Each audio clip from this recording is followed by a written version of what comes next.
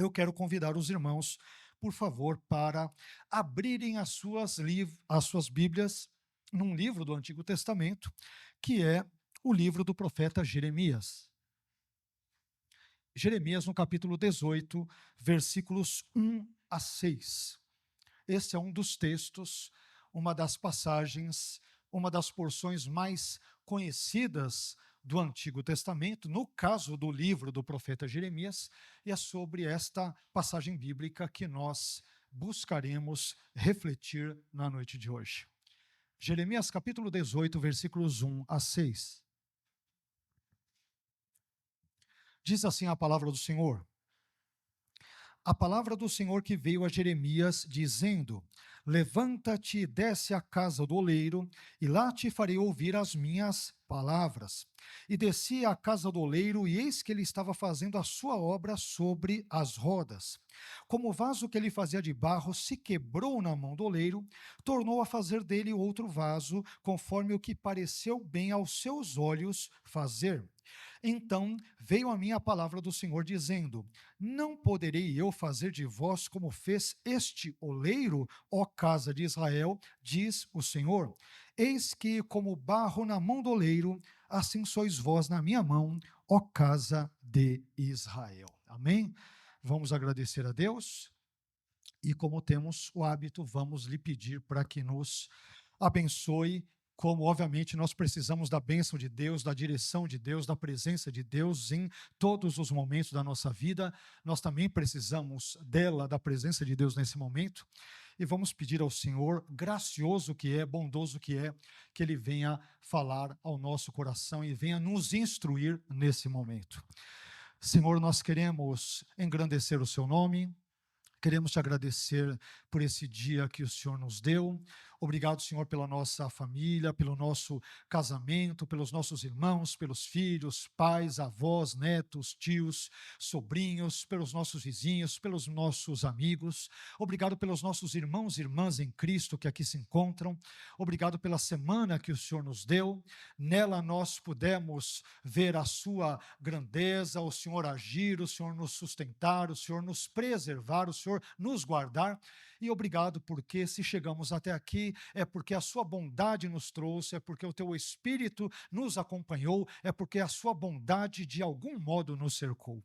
E agora, Senhor, que nós acabamos de ler um trecho importante da sua palavra, te pedimos que, assim como tu conduzistes o culto até esse momento, que o Senhor continue a conduzi-lo por meio do seu glorioso, santo e eterno Espírito. Abençoe-nos nesse momento e que, por favor, o Senhor nos ajude, ilumine o nosso entendimento, de modo que possamos compreender a sua palavra, ouvir a sua voz e sermos por ela abençoados da melhor maneira possível. É o que nós te pedimos, agradecidos, em nome e para a glória do santo, eterno, bendito, único e singular nome, nome que é sobre todo nome, o nome de Jesus.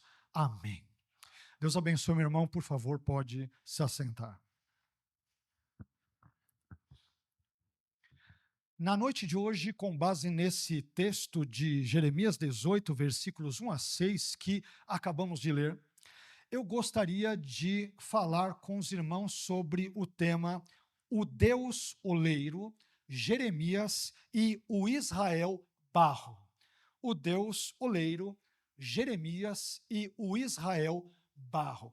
Parece ser um título um tanto quanto estranho, aparentemente, mas é um título, como vocês perceberão, sugerido, inclusive pela leitura, e à medida em que nós expusermos aqui o texto, a partir de cada um dos pontos dele, vocês verão, nós perceberemos que essas ideias, creio que, inclusive a partir da leitura, já possam ser aqui percebidas, já possam ser aqui notadas. Mas me permitam, antes de chegar no texto em si, como temos o praxe de fazer, me permitam dar aqui uma breve introdução, pelo menos compartilhar com os irmãos algumas informações introdutórias muito importantes para que nós consigamos absorver da melhor maneira possível o conteúdo que nós aqui estaremos expondo. Então eu gostaria de começar a pregação de hoje fazendo algumas perguntas e dando algumas respostas com base, obviamente, no livro de Jeremias como um todo, a fim de que a nossa mensagem, a palavra de Deus pregada nessa noite, ela possa ser mais produtiva, mais agregadora e mais abençoadora para a nossa vida. E quando falamos sobre o livro do profeta Jeremias, é importante termos em mente algumas informações que vão compor o seu pano de fundo, alguns dados assim chamados nos estudos bíblicos, teológicos e até mesmo acadêmicos como dados de composição. Não todos os dados, mas apenas alguns dados que eu julgo importantes para esse momento. Então, uma primeira pergunta que nós gostaríamos de fazer e brevemente responder aqui, que é a mais óbvia, é a seguinte: quem escreveu o livro de Jeremias? O livro de Jeremias, nós descobrimos que ele foi escrito por um homem chamado Jeremias, que era profeta e que era filho de um tal de Ilquias, que por sua vez era um homem que pertencia à linhagem sacerdotal. E essa informação nós já descobrimos logo de cara em Jeremias capítulo 1 e versículo 1, ou seja, no primeiro versículo do livro do profeta Jeremias. Mas em segundo lugar, quando Jeremias escreveu o seu livro? Quando? Ao que tudo indica, o livro de Jeremias ele foi escrito pelo profeta Jeremias aproximadamente entre o 7º e o 6º séculos antes de Cristo. Aliás, alguns estudiosos, eles situam esse período mais precisamente entre, por exemplo, os anos de 627 a 580 antes de Cristo. Isso nos leva a uma terceira pergunta também importante para entendermos o cenário desse texto que nós acabamos de ler, que é a seguinte: em qual contexto o livro de Jeremias foi escrito? Bem, o período em que o livro do profeta Jeremias ali foi escrito e o período em que o próprio Jeremias viveu e escreveu, portanto, o seu livro, ele foi um dos períodos, digamos que mais conturbados, mais problemáticos, mais caóticos da história judaica, em termos políticos, em termos morais e também, por que não dizer, é claro, sobretudo em termos religiosos. Em termos políticos, nós sabemos que a Síria, a Babilônia e o Egito, por meio de diversos conflitos entre si, sobretudo, claro, conflitos bélicos, conflitos envolvendo exércitos, estas eram potências que estavam alternando o poder nessa época em termos históricos. Mas em termos morais e religiosos, também sabemos que o pecado dos judeus, ele havia sido algo tão grave, tão hediondo, tão complicado aos olhos de Deus, que acabou fazendo com que Deus entregasse o seu povo nas mãos dos babilônios, e em razão disso, Judá acabou sofrendo o sabor amargo do cativeiro babilônico, que, segundo alguns estudiosos, se deu em algumas levas, 605 a.C., 597 a.C., 586 a.C. e 582 a.C. Alguns estudiosos citam apenas duas dessas três datas, outros três datas e outros, como eu acabei de fazer agora, citando 4 datas. Então, percebamos que Jeremias viveu e profetizou em algum momento antes e durante o período do cativeiro babilônico. Portanto, um período muito tenso, muito conturbado, muito problemático, muito caótico, como dissemos, em termos morais, em termos políticos, em termos religiosos e assim sucessivamente. Então, diante dessas perguntas que fizemos, uma última pergunta, ela vem aqui a calhar e que vai esclarecer melhor ainda o contexto desse livro e, sobretudo, do trecho de Jeremias que lemos no capítulo 18, versículos 1 a 6. E a última pergunta que eu queria fazer nesse momento é a seguinte: por que então Jeremias escreveu o seu livro? Por quê? Com qual razão? Com qual motivo? Um dos propósitos principais, meus irmãos, pelos quais Jeremias escreveu o seu livro, foi registrar os alertas, as advertências e as admoestações do Senhor, as exortações do Senhor que o Senhor fizera a Israel, a Judá, prevenindo-a quanto ao desastre espiritual e quanto à destruição nacional que poderia vir sobre o povo, que poderia se abater sobre o povo, caso, por exemplo, Judá não se arrependesse dos seus pecados, não se convertesse e não voltasse o seu coração para Deus.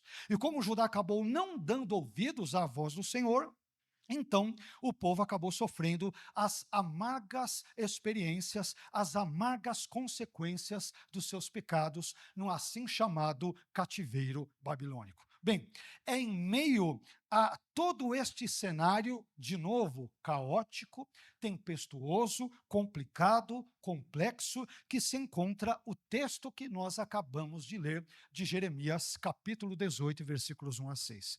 A propósito, e falando um pouco mais sobre alguns detalhes presentes em Jeremias 18, versículos 1 a 6, a Bíblia é um livro, você já deve ter percebido isso, que a Bíblia é um livro muito rico em analogias, em comparações, em figuras, em imagens, em metáforas, em representações e em símbolos, em simbologias de uma forma geral. Nós vemos muito isto, não é? Quando nós lemos a Bíblia, desde as suas primeiras páginas, em Gênesis, até as últimas, como lemos agora há pouco na Escola Bíblica Dominical, envolvendo Apocalipse, capítulo 21, por exemplo. E uma das comparações mais belas, meus irmãos, e mais interessantes que nós encontramos na Bíblia, e particularmente nesse texto de Jeremias 18, versículos 1 a 6, que nós acabamos de ler, é a comparação entre o Deus oleiro e o Israel ali presente, que é comparado ao barro, ou seja, o oleiro é comparado ali a Deus e Israel, por sua vez, é comparado ao barro. Então, tendo em mente esse tipo de comparação, como nós já adiantamos, eu gostaria de falar com os irmãos na noite de hoje sobre o tema o Deus oleiro, Jeremias e o Israel barro. E eu espero que Deus use essa mensagem de algum modo para nos instruir nos seus caminhos, para edificar a nossa fé e, sobretudo, para glorificar o seu santo, eterno, glorioso e sublime nome. Mas, porém, aqui, quando a gente analisa esse texto, me permitam então destacar três personagens importantes que já ficaram claros, entendo eu, pelo título que nós mencionamos aqui. Então, para que nós possamos falar sobre esse tema que nós propusemos, vamos ver então alguns fatos que nós podemos aprender nesse texto sobre Deus, sobre Jeremias, o profeta Jeremias, e também, por último, sobre Israel. Comecemos falando sobre Deus. Esse texto que nós acabamos de ler, de Jeremias 18, versículos 1 a 6, a nossa mensagem irá se basear sempre nele. Quando formos, eventualmente, para outros textos, poderemos citá-los aqui e acolá, mas a ênfase toda será sempre Jeremias 18, versículos 1 a 6. E esse texto que lemos nos permite aprender pelo menos três fatos sobre Deus, três fatos, três verdades importantes sobre Deus. O primeiro fato que eu aprendo aqui, meus irmãos, sobre Deus, é que Deus toma a iniciativa de se revelar. Quando há alguma revelação sobre Deus, quando há algum elemento conhecido acerca de Deus, quando podemos adquirir determinadas informações sobre a divindade, sobre Deus Pai, sobre Deus Filho, sobre Deus Espírito Santo, assim por diante, enfim, quaisquer coisas acerca da divindade, quando nós as conhecemos, nós só as conhecemos porque Deus tomou a iniciativa de se revelar, ou, para sermos mais precisos, tomou a iniciativa de se autorrevelar. Vamos ver isso no texto? Jeremias capítulo 18, versículo 1 diz: a palavra do Senhor que veio a Jeremias dizendo. Perceba que é a palavra do Senhor, e por que não dizer o Senhor da palavra, que vem a profeta Jeremias, que vem a Jeremias. Observe, portanto, meu irmão, que foi Deus quem tomou a iniciativa de se revelar a Jeremias, e não Jeremias quem tomou a iniciativa de conhecer a Deus, de descobrir Deus, a vontade de Deus, a palavra de Deus e alguma coisa do gênero. E isto significa dizer que quando o homem aprende algo sobre Deus, quando o homem ele descobre alguma informação sobre Deus, quando o homem fica sabendo de alguma verdade sobre Deus, e quando o homem toma conhecimento, por exemplo, acerca de algum atributo de Deus, o homem só consegue fazer isso não porque ele seja capaz, não porque ele seja espiritual, ou porque ele seja culto, ou porque ele seja inteligente e alguma coisa do gênero, mas porque Deus tomou a iniciativa de se revelar ao homem.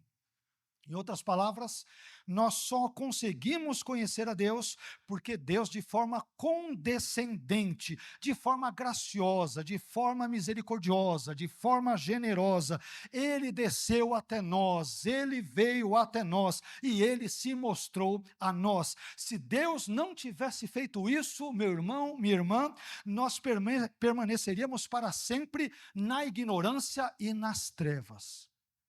De modo que tudo que nós conhecemos sobre Deus, sobre a palavra de Deus, experiências que tenhamos com Deus, que tivemos, estamos tendo ou teremos, tudo isso parte do próprio Deus. É o próprio Deus quem toma a iniciativa de se autorrevelar em todos esses contextos. Mas isso nos leva a um segundo fato sobre Deus, entre os três aqui citados, que é o seguinte: o segundo fato que eu aprendo sobre Deus nesse texto é que Deus fala. Deus fala. Vejamos isso no versículo 2, Jeremias 18, 2, onde Deus traz algumas orientações para o seu profeta, e aí nós encontramos o seguinte: levanta-te e desce à casa do oleiro. Deus está falando com Jeremias. E lá te farei ouvir as minhas palavras. Perceba que, além de Deus tomar a iniciativa em se revelar, Deus fala a Jeremias, ele se comunica ali com ele e ele lhe esclarece determinados pontos acerca da sua vontade, isto é, acerca da vontade divina, da vontade de Deus. E aqui, meus irmãos, me permitam dizer o seguinte: um dos fatos mais gloriosos, mais maravilhosos, mais estupendos sobre Deus que nós encontramos nas Escrituras é o fato de que o Deus da Bíblia fala. É uma coisa interessante. E a Bíblia, ela nos ensina, curiosamente, várias verdades sobre esse Deus que fala. Perceba que, por exemplo, quando Deus fala, ele cria. Em Gênesis capítulo 1, Deus disse: haja, e aquilo que Deus ordenou com a sua voz simplesmente aconteceu. Quando Deus fala, ele também instrui. Tanto em Êxodo, no capítulo 20, quanto em Deuteronômio, capítulo 5, quando Deus concede os 10 mandamentos para o povo de Israel, percebamos ali que Deus instrui os israelitas a se relacionarem com ele, Deus, e também a se relacionarem uns com os outros, com o próximo e assim por diante. Mas observemos também que quando Deus fala, ele gera vida, ele produz vida. O Salmo 29, 9, por exemplo, diz que a voz do Senhor faz parir as cervas, ou seja, ali gazelas e todos os demais animais do contexto, não apenas estes, eles geram vidas porque Deus lhes ordena, porque Deus fala, conforme o Salmo 29, 9.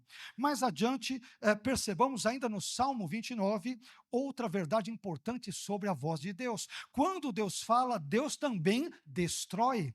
Ele pode destruir. O Salmo 29, versículo 5, diz que a voz do Senhor quebra os cedros. Sim, o Senhor quebra os cedros do Líbano. Mas também percebamos que quando Deus fala, ele desbarata os inimigos do seu povo, no presente caso do povo de Israel. Aliás, Isaías no capítulo 30 e versículo 31, ele vai dizer que com a voz do Senhor será desfeita em pedaços a Assíria, que na ocasião era um dos grandes e temíveis inimigos do povo de Deus, do povo de Israel. Enfim, a voz de Deus, percebamos que a voz de Deus é criadora, é grandiosa, ela é poderosa, ela é restauradora, ela é reveladora, é salvadora, é transformadora e é vivificante. E foi com essa voz gloriosa que Deus se comunicou com seu profeta Jeremias, e com essa mesma voz gloriosa, por meio da sua palavra, por exemplo, que Deus se comunica conosco, que fala conosco na noite de hoje, precisamente falando. Deus continua a falar. E nós somos abençoados porque Deus fala. E ao falar, porque Deus corrige, porque Deus instrui, porque Deus exorta, porque Deus castiga, porque Deus abençoa, enfim, é a voz de Deus que faz a diferença no povo de Deus. Foi essa voz que fez a diferença na vida de Jeremias e na vida de Israel, e essa mesma voz que faz diferença na igreja de Cristo nos dias de hoje, e assim o será para todo o sempre. Mas isso nos leva a uma terceira e última verdade, ou terceiro e último fato sobre Deus, nesse texto, que agora sim envolve o tema especificamente que nós citamos. E o terceiro fato que eu aprendo sobre Deus nesse texto é que Deus se compara a um oleiro. Deus, em terceiro lugar, se compara a um oleiro. Vejamos isso, por exemplo, poderíamos citar outros versículos, mas, por exemplo, o versículo 6, Jeremias 18, versículo 6, parte A. Deus diz para o povo de Israel: não poderei eu fazer de vós como fez este oleiro, ó casa de Israel, diz o Senhor. Meus irmãos, no contexto do Antigo Oriente Próximo ou Antigo Oriente Médio, dependendo da posição geográfica em que estivermos no planeta Terra, ele pode ser chamado de Antigo Oriente Próximo ou Antigo Oriente Médio, é o mesmíssimo lugar. Mas nesse contexto da antiguidade, uma das profissões mais importantes, entre tantas e tantas outras, é claro, era a profissão do oleiro. O oleiro, ele era um profissional, ele era um artista que tinha muito talento, muita habilidade, muita destreza com as mãos e que, através do barro e da argila, por exemplo, o oleiro ele conseguia formar vários tipos de objetos que eram usados nas casas, usados nos templos, como decoração, no momento das refeições, em tantas e tantas outras ocasiões. E na Bíblia, olha que coisa interessante, na Bíblia, Deus com frequência é comparado a um oleiro. É claro, a Bíblia não surge num vácuo cultural. Israel não cai de paraquedas no contexto do Antigo Oriente Próximo, não. Israel vive num contínuo cultural, num caldeirão cultural com várias outras culturas e religiões e teologias e profissões e características sociais e assim por diante. E no caso do oleiro não é diferente. Então, percebamos que a Bíblia com frequência compara Deus a um oleiro. Aliás, nós vemos isso em vários textos bíblicos, mas para efeitos de economia aqui de brevidade, me permitam citar apenas alguns desses textos.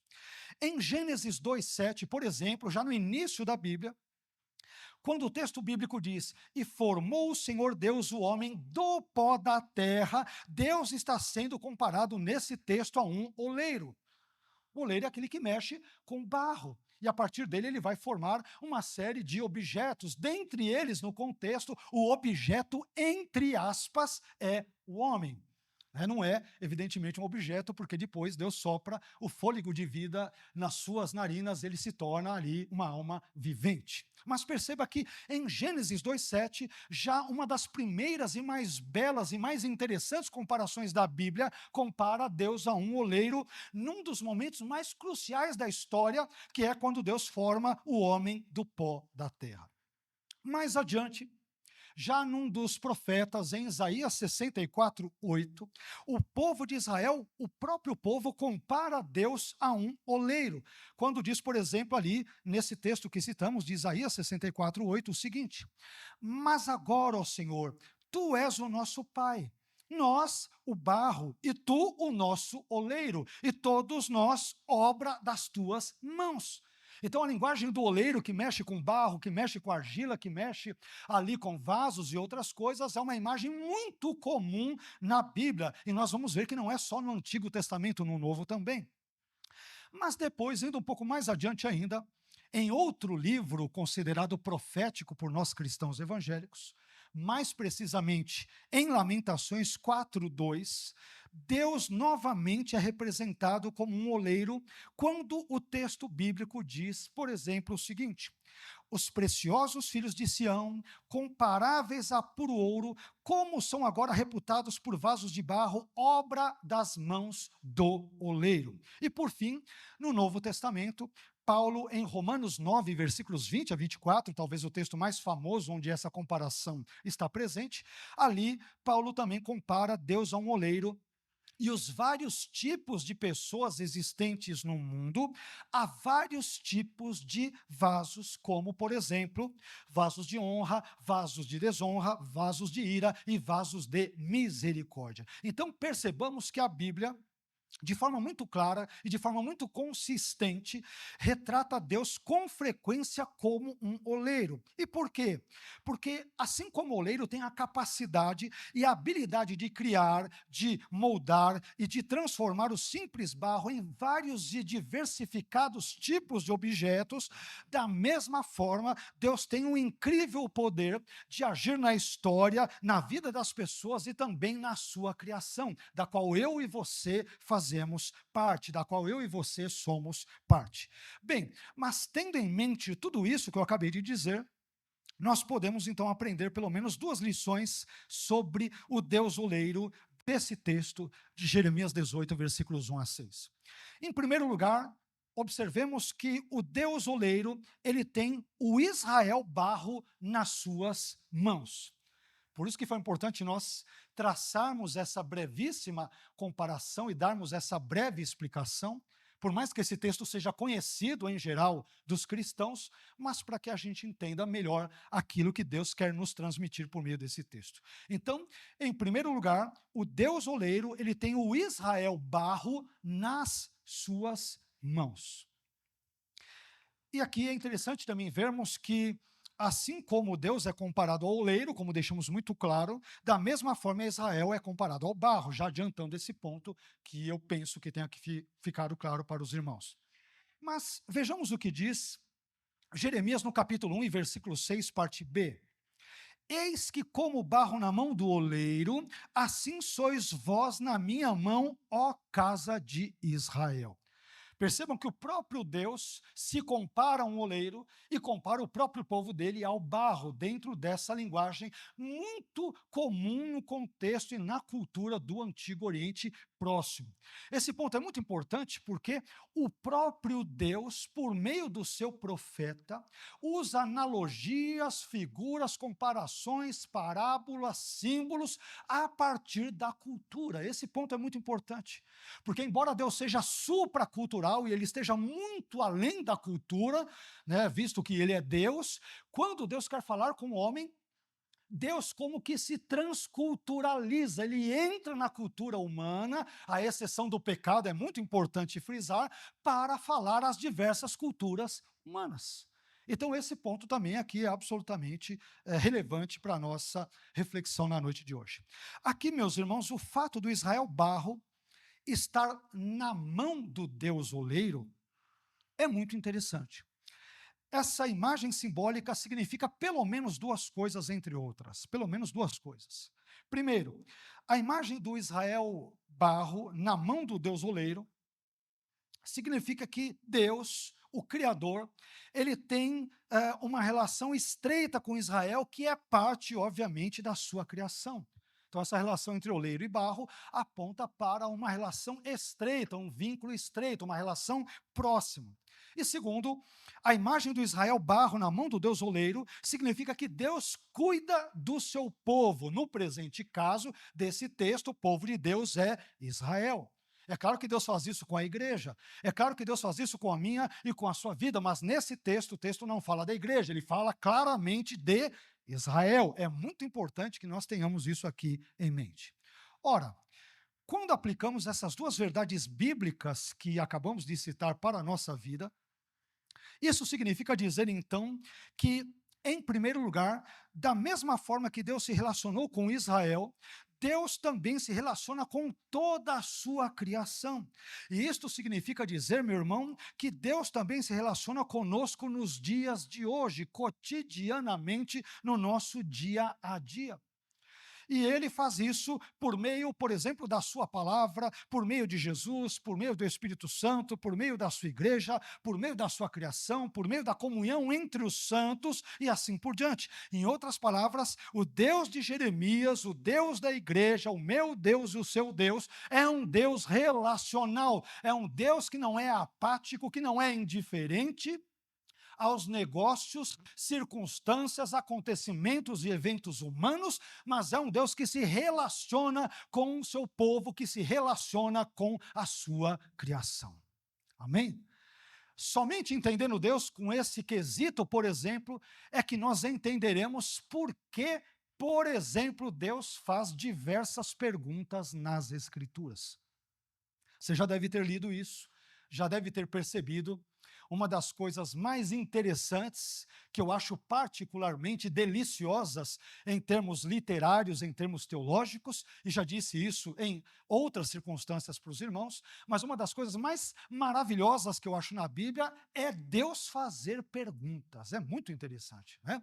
E eu pergunto, por que um Deus que é onisciente faz perguntas? Por quê? Porque talvez ele queira obter informações que dantes não tivesse? Claro que não.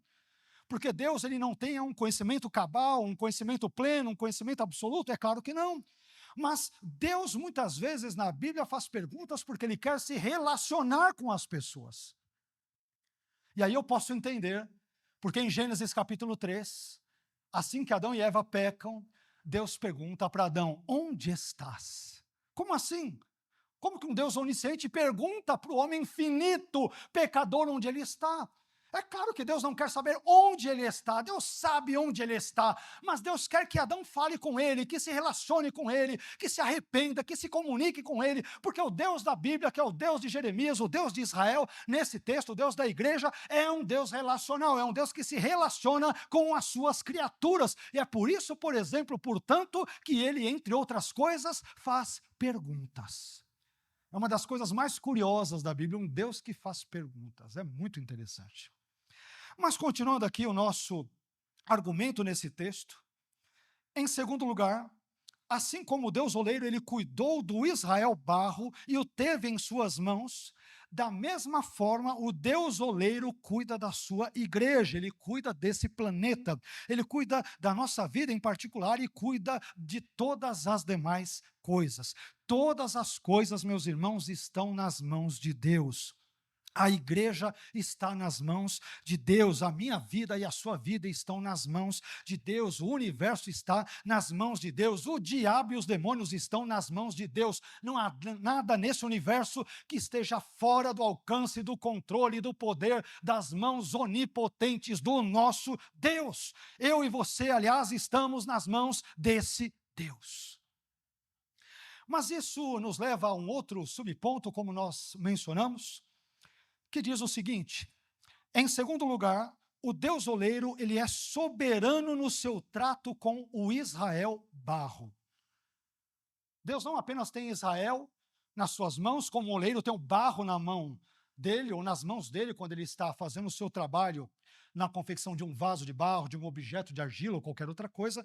Não apenas isto, mas, em segundo lugar, o Deus oleiro, percebamos, compreendamos, ele é soberano no seu trato com o seu povo, no caso, o Israel barro. Vejamos novamente o que diz ali, Jeremias 18, versículo 6, parte A. Um ou outro versículo nós vamos repetir, porque ele vai trazer conceitos complementares, e é por isso que nós vamos repetir. Mas aqui, vejamos o que o texto diz. Não poderia eu fazer de vós como fez este oleiro, ó casa de Israel, diz o Senhor. Aqui, meus irmãos, nós encontramos uma singela, mas ao mesmo tempo profunda descrição da soberania de Deus. E o argumento que o Deus oleiro usa aqui é muito claro, é muito óbvio. O argumento de Deus, ele não deixa margem para dúvidas, para nenhuma dúvida aqui. E qual é o argumento que Deus usa aqui? O argumento é muito simples. Assim como o oleiro tem poder total sobre o barro, para moldá-lo do jeito que ele quiser, de um jeito ou de outro, e para fazer com o barro o que ele bem entender, o que ele bem compreender, da mesma forma, o Deus oleiro, ele é soberano no seu trato com o Israel barro, que no caso é o povo dele. E aplicando esta singela, mas profunda verdade ao mesmo tempo para a nossa vida, isso significa dizer que Deus é o Criador e que nós somos meras criaturas. Isso significa dizer que Deus é o Senhor e nós somos simples servos. Deus é o Salvador e nós somos simples pecadores necessitados e carentes da sua graça. Deus é todo-poderoso e nós somos seres débeis, frágeis, diminutos, pequenos. Deus é um ser necessário e nós somos seres contingentes. Deus é todo sábio e nós somos seres ignorantes e estúpidos. Deus, ele é autossuficiente, portanto não precisa de nada e de ninguém, mas nós somos seres totalmente, absolutamente dependentes dele. Absolutamente dependentes dele. E essa metáfora, essa comparação, essa simbologia, essa representação de Deus como oleiro e de Israel como barro, entre outras coisas, nos ensina isso. Bem, mas depois de falarmos um pouco sobre Deus, depois de termos falado um pouco sobre Deus, vamos ver agora algo sobre Jeremias.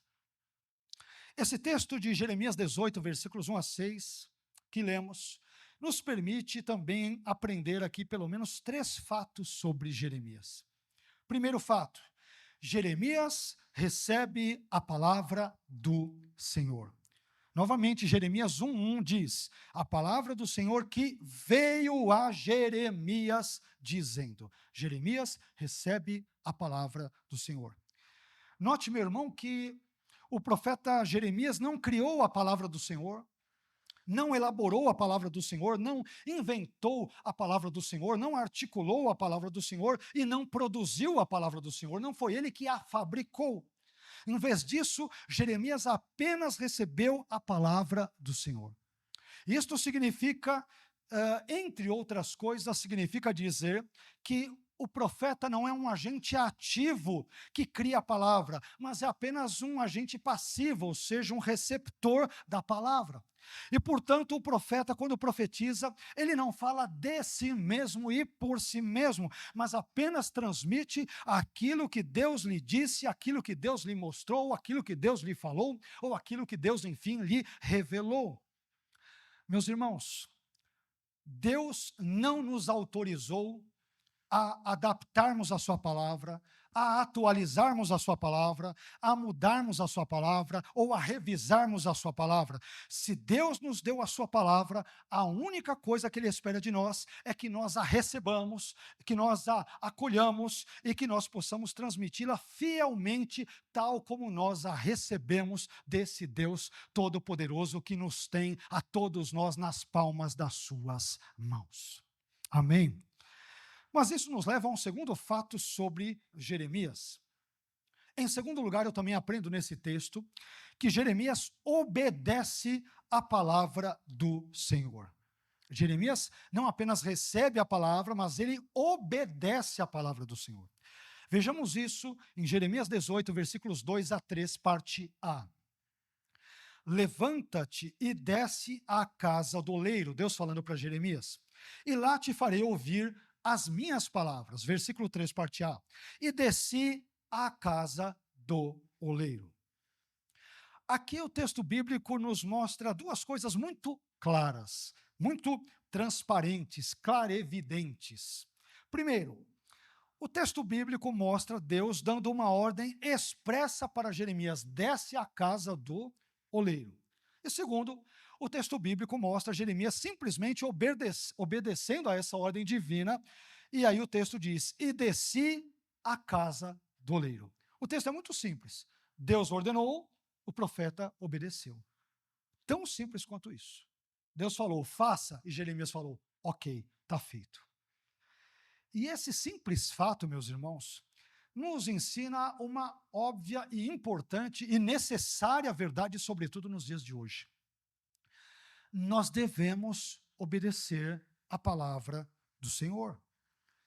E aqui me permitam dizer que é verdade que, por um lado, a Bíblia possui muitos pontos difíceis de entender, como, aliás, o próprio Pedro reconheceu a respeito de alguns escritos, de algumas epístolas do apóstolo Paulo, em 2 Pedro 3,16. Pedro reconheceu, tem coisas que Paulo escreveu que são difíceis. E olha que ele era amigo dele, olha que ele viveu na época dele, ele era contemporâneo, estavam juntos ali fazendo a obra, mas Pedro, que, é claro, não era tão erudito quanto Paulo, naquele contexto ele vai dizer, olha, o que Paulo falou é maravilhoso, mas tem coisas que eu não entendo. Tem coisas que eu não entendo. Não é isso? Então é verdade que, por um lado, a Bíblia possui alguns pontos difíceis de entender, isso é verdade.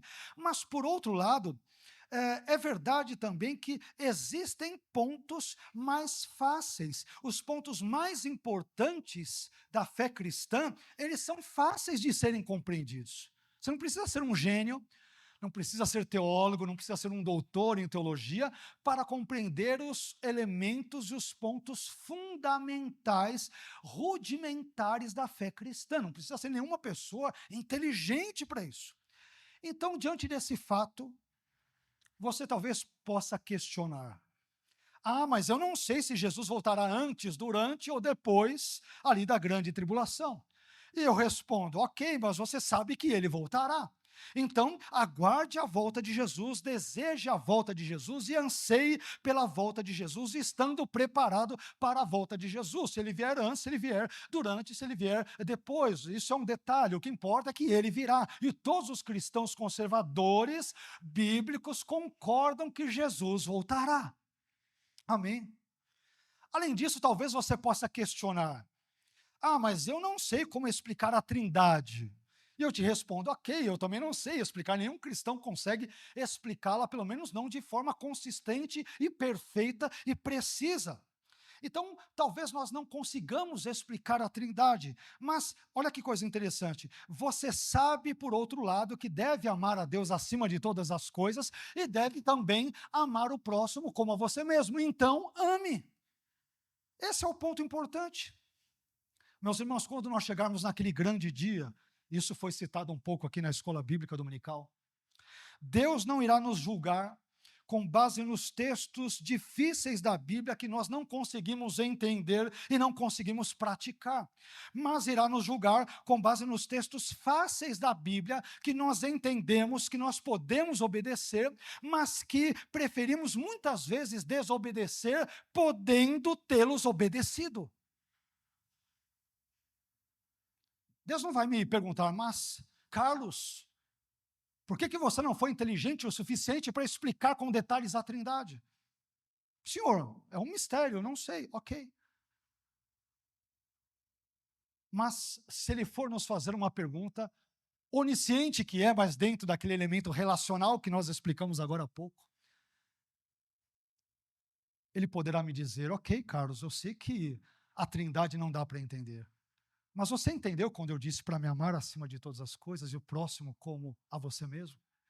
Você entendeu quando eu disse que era para perdoar? Você entendeu quando eu disse que era para pregar a palavra e ser fiel a ela, sem ficar inventando firulas, modismos e tudo? Você entendeu? Sim, Senhor, entendi. Então por que você não praticou? Meus irmãos, Deus não vai nos cobrar coisas difíceis. Ele vai nos cobrar aqueles textos que toda pessoa minimamente inteligente sabe ler, sabe interpretar e sabe exatamente como ela deve se portar. Todos nós sabemos que devemos amar. Todos nós sabemos que devemos perdoar. Todos nós sabemos que devemos congregar. Todos nós sabemos que devemos amar a Jesus e ser seus discípulos. Pois bem, é isso que Deus cobrará de nós. Ele não vai cobrar de nós coisas absurdas, esdrúxulas, ridículas, que não têm cabimento, mistérios. Afinal de contas, se o nome do negócio é mistério, é porque é mistérios. A partir do momento em que eu explico, ele deixa de ser misterioso. Deus não vai me cobrar os mistérios. Ele vai falar: Carlos, mas por que você não obedeceu aquelas coisas que eram claras, límpidas e cristalinas? E que você poderia dizer sim, você poderia obedecê-las, mas você, podendo obedecê-las, não quis obedecê-las. Por que você agiu assim? É isso que Deus cobrará de nós. Mas isso irá nos levar a outro ponto igualmente importante. O terceiro fato sobre Jeremias é o seguinte: Jeremias testemunha o trabalho do Deus oleiro. Acompanhe aqui comigo Jeremias 18, versículo 3, parte B. E eis que ele estava fazendo a sua obra sobre as rodas. Aqui as rodas dentro da olaria, né? As rodas onde, na época de madeira ou de pedra, onde o barro era colocado. Então havia um mecanismo por meio do qual o oleiro ele mexia aquelas rodas, elas giravam e o vaso ou outros tipos de pratos ou ornamentos ou objetos eram construídos. Então aqui Jeremias desce até a olaria, vai até o lugar onde o oleiro, um homem, está trabalhando, e aí Deus ordena a Jeremias que esteja ali, claro, observando e ouvindo a voz de Deus. E Jeremias diz: ali no texto. E eis que ele estava, ou seja, o oleiro, fazendo a sua obra sobre as rodas, que são instrumentos típicos de um oleiro e presentes em uma olaria. Aqui nós vemos algo interessante, muito interessante para a nossa vida. Simples, mas ao mesmo tempo profundo e interessante.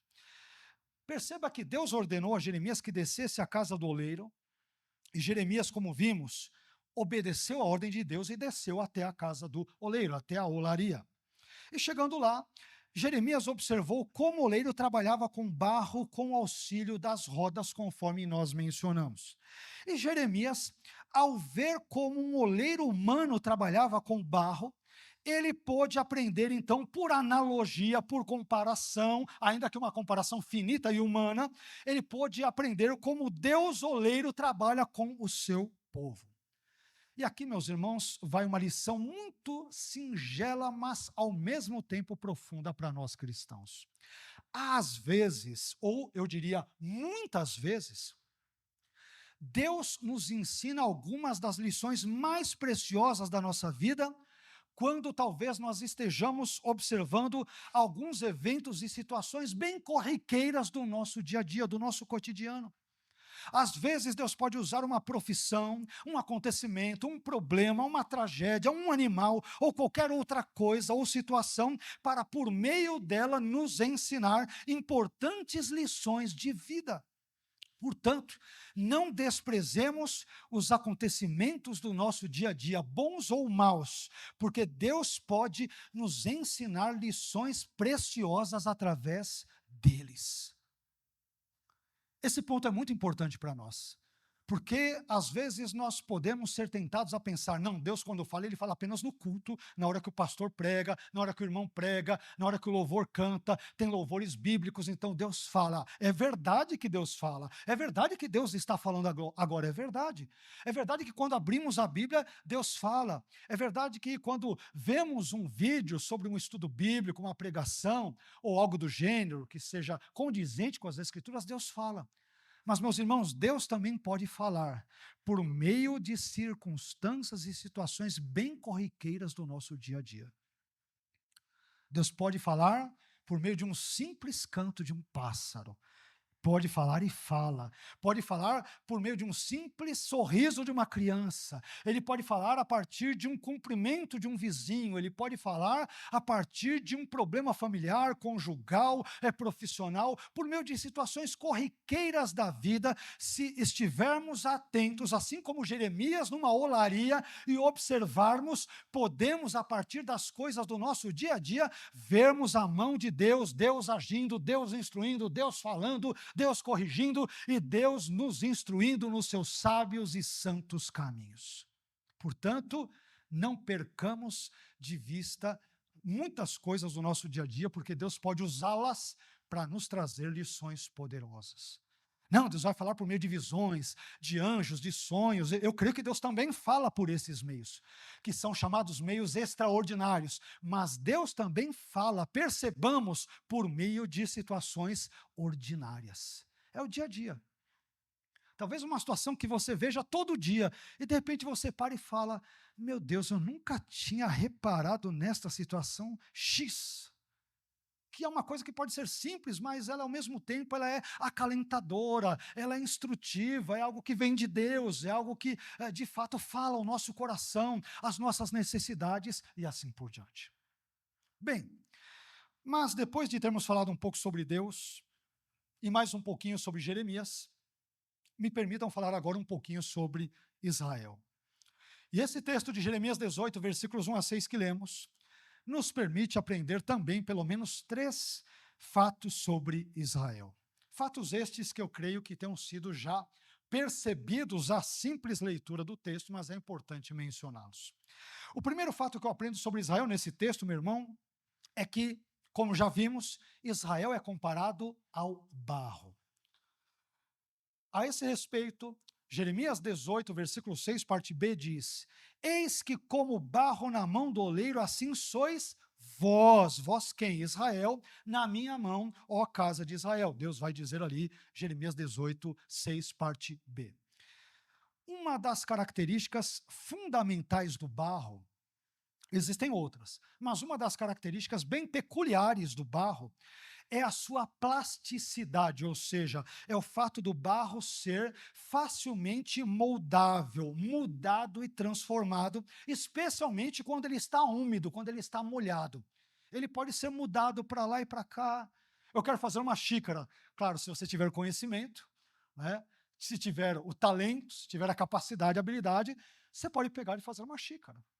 Pode fazer uma caneca, pode fazer um vaso, pode fazer tantas coisas, se o barro tiver ali úmido.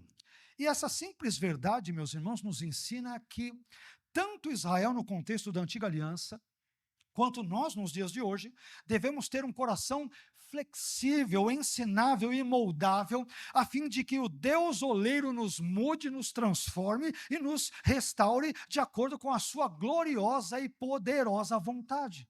Mas é importante que sejamos ensináveis, maleáveis e flexíveis para que o Espírito Santo haja na nossa vida e nela trabalhe e também trabalhe por meio dela.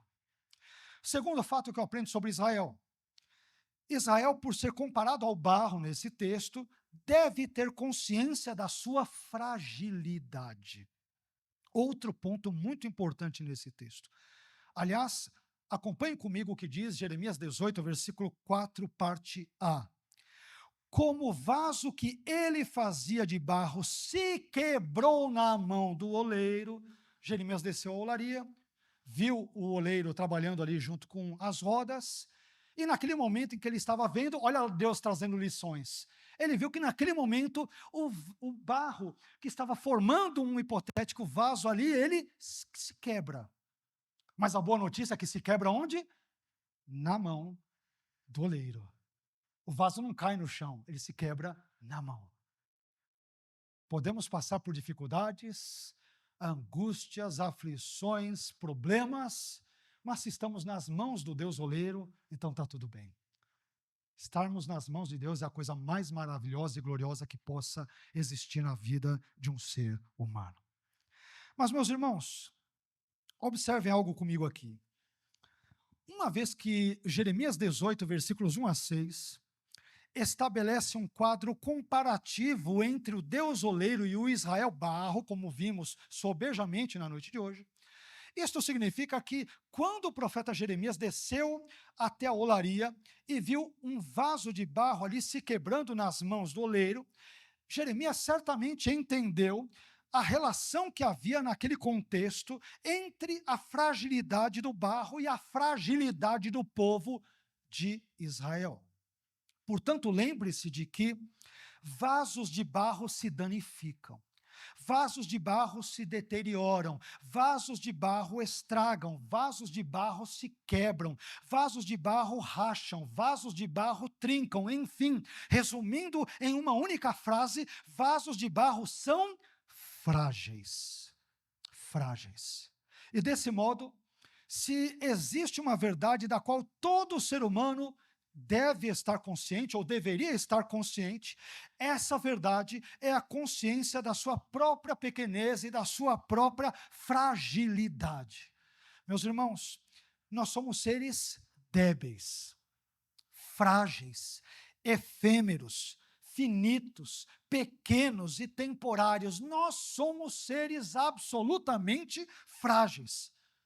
E é importante entendermos que os personagens bíblicos têm esse tipo de consciência.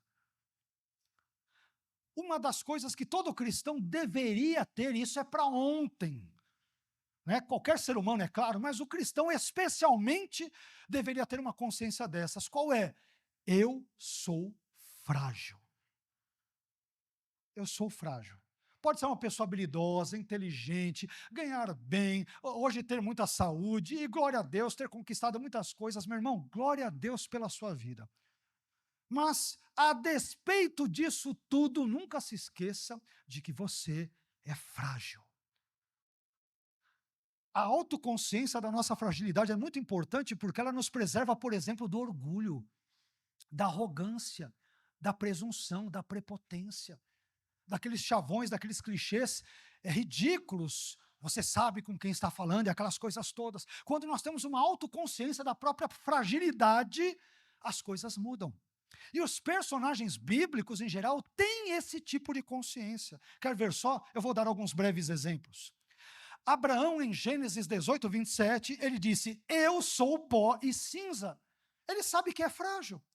Moisés, em Êxodo 3:11, perguntou: Quem sou eu para ir a Faraó e tirar do Egito os filhos de Israel? Quando Deus o comissiona, ele fala: Senhor, quem sou eu? Mais adiante, o salmista, no Salmo 103:14, ele declarou: Pois ele, ou seja, Deus, conhece a nossa estrutura, lembra-se de que somos pó. Davi, em 2 Samuel 7,18, ele questionou: Quem sou eu, Senhor Deus, e que é a minha casa para que me tenhas trazido até aqui? E por fim, Paulo, em 1 Timóteo 1,15, Paulo admitiu: Cristo Jesus veio ao mundo para salvar os pecadores, dos quais eu, Paulo, sou o principal. Portanto, meu irmão, que nós jamais nos esqueçamos da nossa pequenez e da nossa fragilidade. Todos nós somos feitos de barro e, portanto, todos nós somos absolutamente frágeis. Às vezes eu digo para os irmãos, e é importante frisar aqui, não se esqueça que todo homem de Deus, antes de tudo, é homem, é barro, é frágil. Toda mulher de Deus, por mais que seja uma mulher de oração, antes de ser mulher de Deus, é uma mulher, é barro e, portanto, é frágil. Que Deus nos ajude na noite de hoje, para que nunca percamos de vista a consciência da nossa fragilidade humana. Por fim, terceiro e último lugar, e caminhando para o final, Israel, por ser comparado ao barro, está nas mãos do Deus oleiro. Nós já falamos anteriormente sobre o Deus oleiro, que tem o Israel barro nas suas mãos, mas nessa ocasião, minutos atrás, quando nós falamos sobre isso, nós demos mais ênfase no Deus oleiro. Porém, agora eu gostaria de dar uma ênfase no Israel barro. Mas antes disso, leamos de novo Jeremias 18:6, parte B, que diz: Eis que como barro na mão do oleiro, assim sois vós na minha mão, ó casa de Israel. Meu irmão, assim como o vaso de barro, quando se quebrou, estava na mão do oleiro, como dissemos agora há pouco em Jeremias 18:4, e assim como o Israel barro está nas mãos do Deus oleiro, conforme Jeremias 18:6, parte B, que lemos, da mesma forma você e eu estamos nas mãos de Deus. E meus irmãos, como eu disse, a mão de Deus é o melhor lugar do mundo onde um servo de Deus, onde uma serva de Deus pode estar. Aliás, caminhando aqui de fato para o final, veja que coisa interessante. Tanto em 2 Samuel 24:14, como também no texto paralelo de 1 Crônicas 21:13, Davi sabiamente diz nesses dois textos que são paralelos, ele diz: Estou em grande angústia, porém caiamos nas mãos do Senhor, porque muitas são as suas misericórdias, mas que nas mãos dos homens eu não caia. Por isso, continuemos nas mãos de Deus, permaneçamos nas mãos de Deus, perseveremos nas mãos de Deus, porque não há outro lugar melhor no mundo onde eu e você possamos estar. Israel errava, pecava, transgredia, mas quando se quebra nas mãos de Deus. Deus não permite que caia no chão. Que Deus venha nos abençoar, meus irmãos. Deus venha cuidar de nós. E, portanto, eu gostaria de concluir essa mensagem dizendo que hoje, entre outras tantas coisas, nós aprendemos que o Deus oleiro é soberano. Mas também aprendemos que o Israel barro, como todos nós seres humanos, ele é frágil e nós somos também frágeis, débeis, pequenos, diminutos e assim por diante. Por isso, não confiemos, jamais confiemos em nós mesmos, na nossa intelectualidade, na nossa inteligência, na nossa espiritualidade e assim por diante, mas confiemos no Deus oleiro, que tem todas as coisas nas palmas das suas mãos, incluindo a minha vida e a sua vida também. E que a esse Deus, o Deus oleiro, seja dada a honra, a glória e o louvor, hoje e pelos séculos dos séculos. Amém.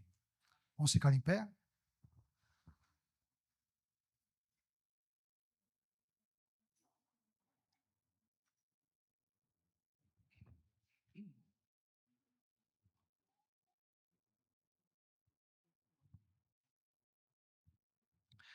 Esse texto que nós lemos hoje, e sobre o qual nós trouxemos algumas breves meditações, algumas breves reflexões, é um texto que nos fala muito sobre Deus, o Deus oleiro, que cuida do barro, que molda o barro, que restaura o barro. Quando o vaso se quebra na mão, não joga fora, ele conserta aquele barro. É um Deus que restaura, um Deus restaurador, um Deus transformador. Mas, por outro lado, nós vimos também a profunda fragilidade do barro. E mais uma vez, meu irmão, eu insisto nesse ponto. Tomemos cuidado para não nos acharmos supercrentes. Personagens da Marvel Gospel ou da DC Comics Gospel, achando que temos capas, que temos fantasias ou algo do gênero, e que isso de uma forma mágica possa nos blindar contra os problemas do dia a dia. Não se esqueça que somos barro, não se esqueça de que somos frágeis. Por isso, meu irmão, cuide da sua saúde. Cuide da sua saúde. O que eu estou dizendo para os irmãos, estou dizendo para mim. Que Deus nos ajude a dormirmos mais, a cuidarmos da nossa alimentação, de todas as demais coisas no nosso dia a dia, porque nós somos frágeis. Cuidado para não contar com muito de você, do seu corpo e assim por diante, por mais que possa um ou outro eventualmente ser mais jovem, mas cuidemos de nós.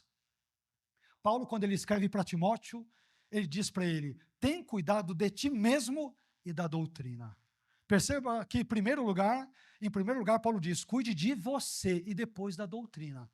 Porque se o Carlos morrer, que doutrina vai haver para o Carlos pregar e cuidar? Nenhuma.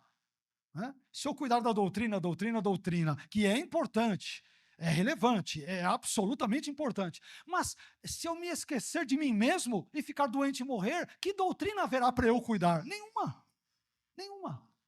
Então não se esqueça do conselho sábio de Paulo: tenha cuidado de você mesmo e da doutrina.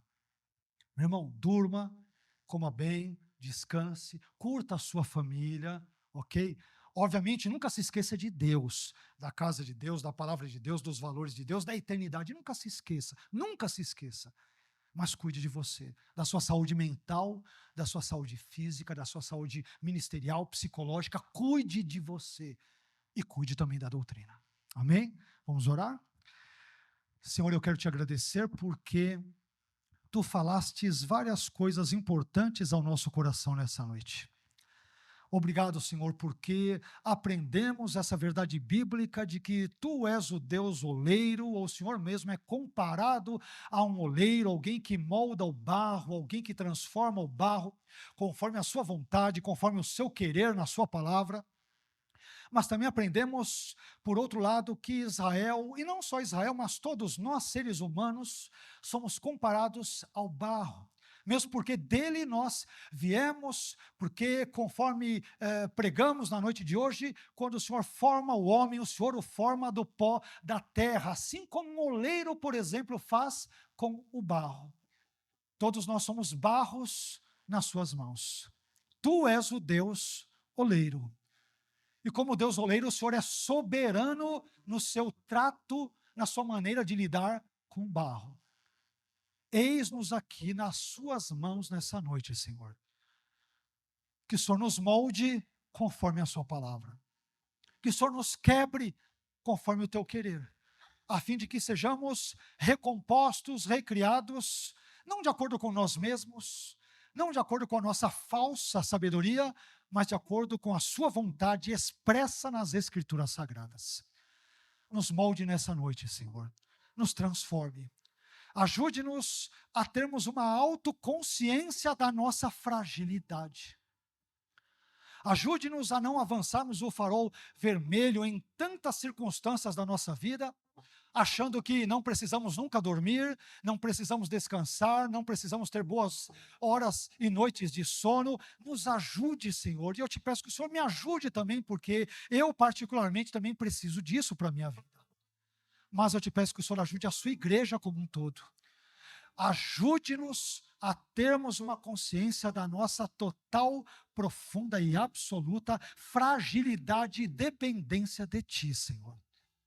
O Senhor não depende de nós. mas nós dependemos de Ti. E dependemos totalmente de Ti, do Seu cuidado, do Seu amor, da Sua graça, da Sua misericórdia, do Seu perdão. Ah, como nós precisamos de Ti, Senhor.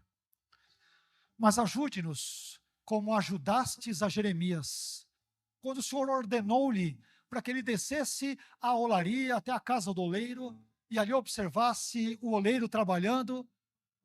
Jeremias não titubeou, não questionou, não negociou, não esbravejou, ele simplesmente desceu, ele simplesmente obedeceu à sua voz.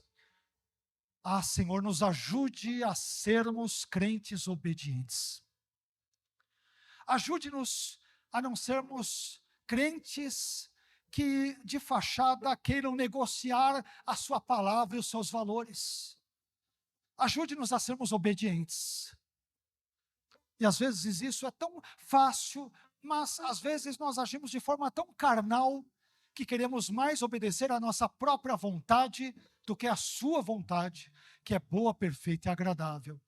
Preferimos às vezes seguir a nossa vontade, que é má, imperfeita e desagradável, do que a sua vontade, que é boa, perfeita e agradável. Perdoe-nos nessa noite, Senhor. Ajude-nos a sermos flexíveis, para que o Senhor trate conosco dentro da liberdade que o Senhor quiser. Que o Senhor, Senhor, nos molde, nos mude, nos transforme. Que o Senhor recolha os nossos cacos. Talvez a vida de muitos aqui presentes nessa noite esteja em frangalhos, como vários cacos ali caídos, despedaçados. Que o Senhor nos reconstrua, que o Senhor nos reconstitua, que o Senhor nos restaure, que o Senhor nos renove, que o Senhor sopre sobre nós o Teu Espírito e que nós sejamos transformados pelo Senhor, pela Sua presença e pelo poder da Sua palavra, Senhor. Não queremos sair daqui os mesmos nessa noite. Queremos ser moldados. Queremos ser transformados conforme o seu querer, conforme a sua vontade para a nossa vida. Tu és o Deus oleiro, nós somos simples barros nas suas mãos. Nos molde, Senhor. Nós queremos fazer a sua vontade e não a nossa. Queremos cumprir a sua palavra e não a nossa. Queremos o teu querer e não o nosso querer. Porque o Senhor é soberano na maneira do Senhor agir. E nós queremos ser subservientes, sujeitos ao seu agir soberano na nossa vida. Obrigado por tudo. Fique conosco e, por favor, nos abençoe. É o que te pedimos em nome de Jesus. Amém.